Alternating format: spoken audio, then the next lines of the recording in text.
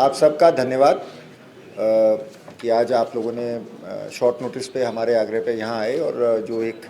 कल रात जनपद हरिद्वार में एक महत्वपूर्ण घटना हुई है उसके बारे में जो बेसिक अभी तक की हमारे पास जानकारी है वो आपसे साझा करनी थी। और साथ ही साथ जो ये एक बड़ा सनसनीखेज हत्याकांड हुआ था नानकमत्ता में 28 मार्च को, तो उसके क्रम में जो अब तक हम लोग कार्रवाई कर पाए हैं और उससे जुड़े हुए जो कुछ एक लार्जर उसका परिदृश्य है, उसका बैकग्राउंड है और इसमें आगे इस महत्वपूर्ण केस में आगे क्या मतलब अभी हम कार्रवाई के बारे में सोच रहे हैं। तो मैं सोच रहा था कि ये अच्छा एक अवसर है आप सबसे इस बारे में जानकारी करने का। सबसे पहले तो प्रथम नवरात्रि की आप सबको बधाई है, पावन दिन है सभी के लिए। और दूसरा ये कि मतलब सबसे एट द वेरी आउटसेट मैं इस घटना में जो हमारी टीम शामिल थी, बहुत डिटेल में तो आपको हम प्रेस नोट दे देंगे, बहुत उसके बारे में बहुत बारीकी से लाइन बाय लाइन मेरा मतलब डिटेल देना ठीक नहीं होगा, बट मैं बस इतना ज़रूर कहना चाहूँगा कि ये बहुत बड़ी घटना थी जो 28 मार्च को हुई। हम सभी के लिए एक तरह से एक जिसे कहते हैं एक चुनौती थी, अंग्रेज़ी में जिसे कहते हैं एक वेकअप कॉल था कि हम लोगों, देखिए हम सभी का मानना है कि उत्तराखंड देवभूमि है, एक शांति प्रिय प्रदेश है, यहाँ उस तरीके का वातावरण नहीं है। लेकिन जिस तरह से सुबह 6:30 बजे एक डेरे में नानकमत्ता जैसे मेन गुरुद्वारे के बगल में एक डेरे में जाके उस डेरा एक वृद्ध थे, बुज़ुर्ग थे वो डेरा प्रमुख, और सुबह 6:30 बजे जिस तरह से उनकी निर्मम हत्या की गई, तो ये हमारे लिए एक तरह से चुनौती थी। और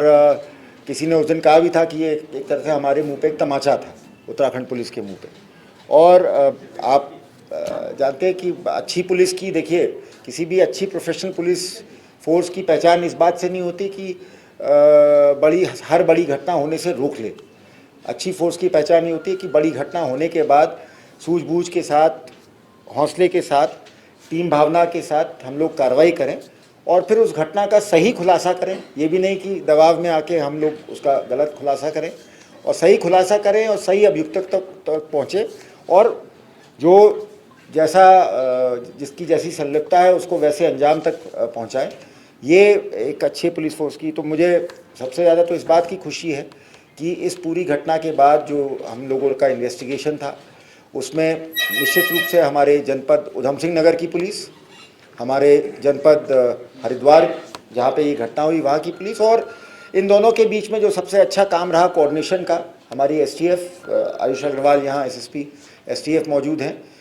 इनके द्वारा, और लगातार मेरे साथ हमारे एडीजी लॉ एंड ऑर्डर मौजूद हैं अंशुमन साहब, इनका बहुत क्लोज सुपरविजन रहा, कोऑर्डिनेशन रहा। और तभी आप समझिए, क्योंकि जिस तरह से इस घटना के बारे में अभी तक जो षड्यंत्र निकल के आया है, ये एक साधारण हत्या का मामला नहीं था, ये एक बहुत गहरा षड्यंत्र था और अभी भी इसके बारे में हम डिटेल तहकीकात कर रहे हैं। तो इसलिए इस षड्यंत्र के पीछे के कारणों के बारे में मैं बहुत ज़्यादा अभी आपको विस्तार से नहीं बताऊंगा। बस ये है कि अभी तक इस घटना में 11 लोग प्रकाश में आए थे, जिसमें कि एक कल रात इस पुलिस मुठभेड़ में मारा गया है।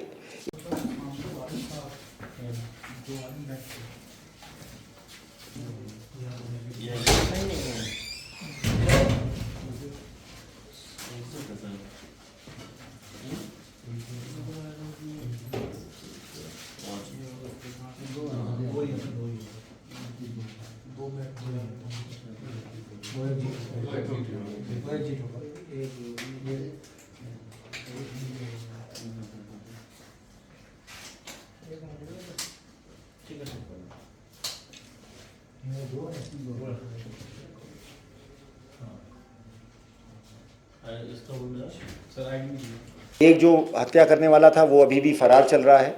उसके अलावा 7 लोगों को हमने गिरफ्तार किया है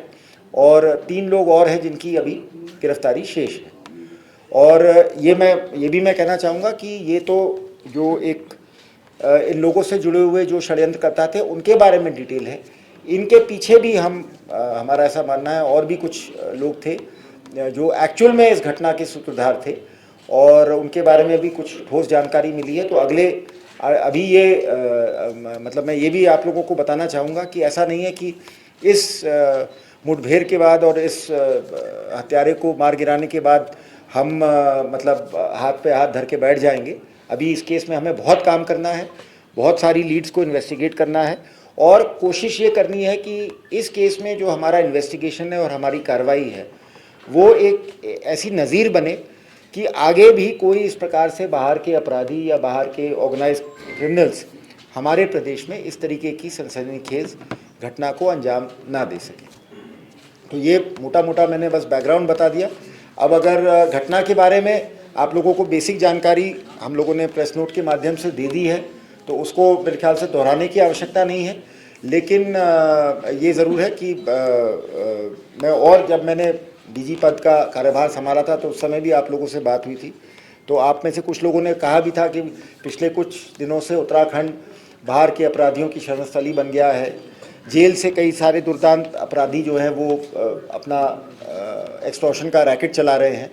तो उस समय भी मैंने आप लोगों से एक बात कही थी और उसको मैं दोहराना चाहूँगा कि हम जो हमारे संभ्रांत नागरिक हैं, न्यायप्रिय